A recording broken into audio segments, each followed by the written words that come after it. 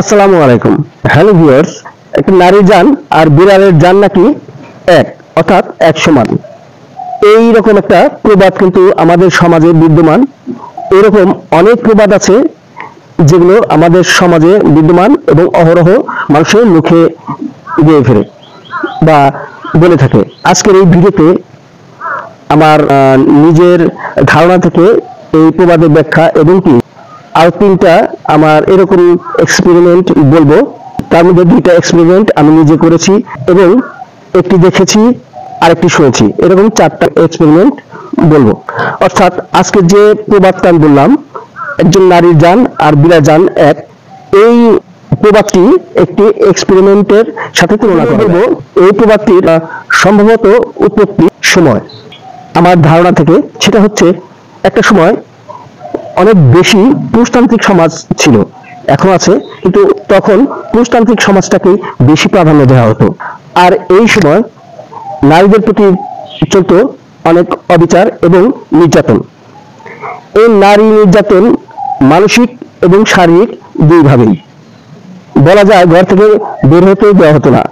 নারী পরাধীনতা ছিল, এখনো আছে, কিন্তু তখনকার মতো না। এই যে নির্যাতনের সময়, এই যে পুরুষতান্ত্রিক সমাজ যখন একে বেশি গুরুত্ব দেওয়া হতো, তখন যে এই যে একটা নির্যাতন, সেই নির্যাতনের সময় থেকেই বেশি সম্ভাবনা এই প্রবাদটার প্রচলন হয়েছে। বিড়ালের সাথেই কেন নারীর জানের সাথে তুলনা করা হলো, এটা একটা বলতে পারেন এক্সপেরিমেন্টের সাথে তুলনা করা হয়েছে।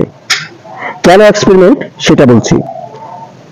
আমি দেখিনি এই এক্সপেরিমেন্টটা, তবে শুনেছি একটা বিড়ালকে অনেক বেশি নির্যাতন করে, অর্থাৎ তাকে প্রহার করার পর সেই বিড়ালকে যদি মাচার নিচে দেওয়া যায়, তাহলে সেই বিড়াল সুস্থ হয়ে দৌড়ে চলে যায়। আর এজন্যই একটি বিড়ালের সাথে একটি নারীর জীবনের সাথে তুলনা করা হয়েছে, অর্থাৎ বিড়াল আর নারীর স্বজনমিত্য হয় না।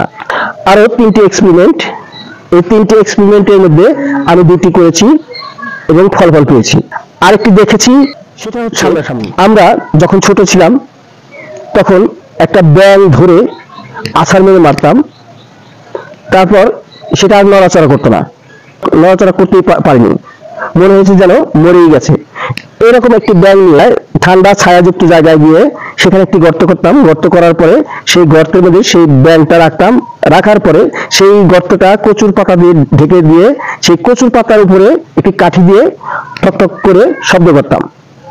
5 মিনিট 10 মিনিট পরে কচুর পাতা খুলে দেখতাম সেই ব্যাঙটা অনেকটা সুস্থ হয়ে গেছে।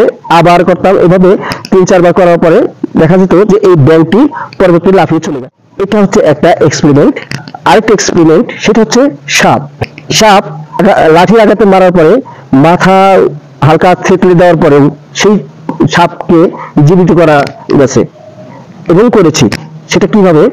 এরকম আঘাতপ্রাপ্ত একটি সাপ মোটামুটি মরে গেছে, লেজ লাড়াতে পারে কিন্তু মাথা লাড়াতে পারে না, এরকম একটি সাপ নিয়ে ওইরকম একটি গর্ত করে সেই গর্তে কিছু তাজা গোবর রাখতাম, সেই সাথে সেখানে প্রস্রাব করতাম।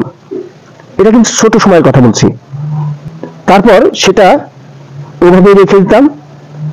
আধা ঘন্টা 1 ঘন্টা পরে দেখা যেত সেই সাপ অনেকটাই বেটার ফিল করতেছে, অর্থাৎ অনেকটাই আগের চেয়ে ভালো হয়ে গেছে।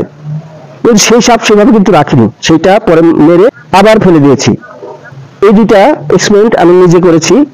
আরেকটি হচ্ছে আগেকার মহিলাদের হাতেই দেখেছি, যেটা মুরগির বাচ্চা, একটা মুরগির বাচ্চা হঠাৎ করে বাড়ি লেগে বা কোনোভাবে আঘাত লেগে সেটা যায় অবস্থা, অর্থাৎ ঘুরতেছে, অথবা ওটা অজ্ঞান হয়ে পড়ে গেছে, যায় অবস্থা, অর্থাৎ ওটা ওইভাবে রেখে দিলে সেটা মারা যাবে, এরকম একটি অবস্থায় সেই মুরগির বাচ্চা নিয়ে এসে একটা কুলা, অর্থাৎ চাল ঝাড়ার যে কুলা, সেই চাল ঝাড়া কুলাটা নিয়ে বাচ্চাটা ওই কুলার নিচে রেখে একটা লাঠি দিয়ে শব্দ করলে 5-10 মিনিট পরে দেখা যেত সেই মুরগির বাচ্চাটা দৌড়ে চলে গেছে।